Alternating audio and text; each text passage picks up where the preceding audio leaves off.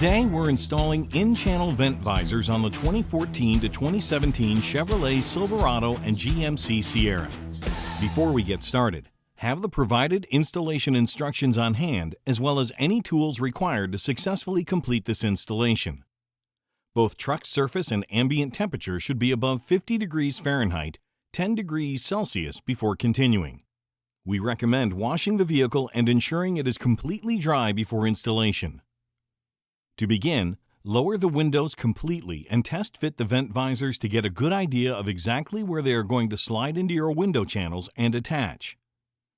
Note that the visors are identified with an L or R following the part number to indicate left or right side placement.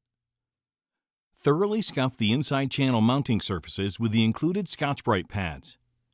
Using the included alcohol pads, clean the inside of the channels where the vent visors will attach. This cleaning procedure is critical to the longevity of your in-channel vent visors.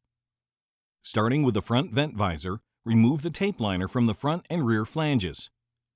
Peel back roughly 2 inches of tape liner from both ends of the top flange and fold down in front of the visor.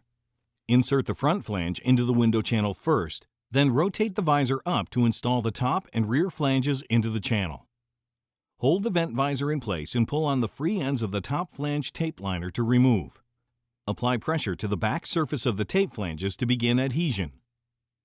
Slowly raise the glass while holding the visor up in the channel and gently pulling outward on the bottom of the visor.